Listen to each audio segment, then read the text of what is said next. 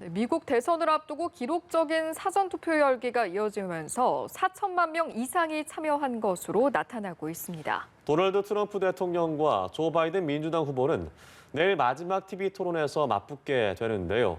워싱턴 연결해서 13일 앞으로 다가온 미국 대선 관련 소식 알아보도록 하겠습니다. 이경희 특파원.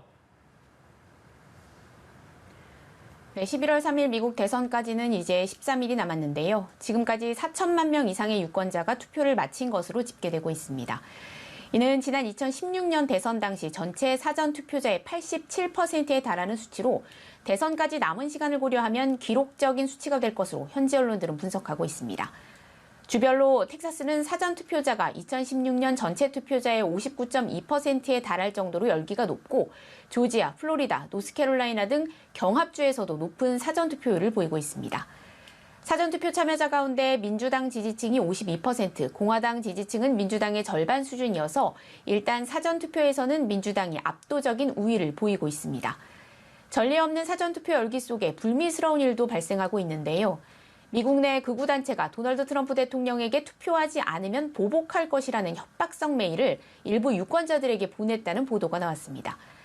이 메일은 백인 우월주의 단체인 프라우드 보이즈 명의로 전달된 것으로 알려졌는데 지난달 대선 토론회에서 트럼프 대통령이 이 단체를 향해서 물러서서 대기하라고 말하면서 논란이 됐던 단체입니다. 프라우드 보이즈 측은 즉각 부인했지만 연방 선관위는 경보를 내렸습니다. 미국에서는 트럼프 대통령이 우편 투표를 문제 삼아 불복할 가능성을 시사하면서 결과에 따라 선거 당일 폭동 가능성까지 거론되는 등 긴장감이 커지고 있습니다. 한편 트럼프 대통령과 조 바이든 민주당 후보는 내일 마지막 TV 토론에서 다시 한번 맞붙게 되는데요. 1차 토론 때와 달리 끼어들기를 막기 위해서 다른 사람이 말할 때 마이크를 끄는 새로운 방식이 적용될 예정입니다. 네, 미국 대선은 한반도 안보 정책에도 직접적인 영향을 미칠 수가 있어서 관심이 높은데요. 폼페이오 미 국무장관이 종전선언이 한반도 비핵화 과정에 포함이 된다, 이런 입장을 밝혔다고요? 네, 마이크 폼페이오 미국 국무장관은 종전선언과 관련해 북한 비핵화 과정에 포함된다는 취지로 말했습니다. 폼페이오 장관은 국무부 브리핑에서 북한 비핵화와 관련한 일련의 문제들에 대한 우리의 입장은 북한 주민들에게 더 밝은 미래를 제공한다는 것으로 이는 당연히 남북 간 상태를 바꿀 문서도 포함한다면서 미국이 여기에 대해 생각하는 방식에는 변화가 없다고 말했습니다. 현재 정전협정 상태인 한반도 상황을 바꾸는 과정에 종전선언이 논의될 것이지만 비핵화와 별개로 이루어질 수는 없다는 의미로 풀이됩니다. 최근 미국을 찾았던 서훈 청와대 국가안보실장이 폼페이오 장관을 만난 뒤 밝힌 입장과 일맥상통합니다.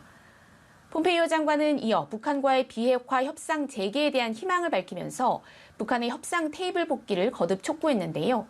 협상 테이블로 돌아가 궁극적으로 문 대통령이 말한 종전선언으로 이어질 수 있는 논의를 진지하게 시작할 수 있기를 희망한다고 강조했습니다. 네, 마지막으로 미국의 코로나19 상황도 좀 짚어보도록 하겠습니다.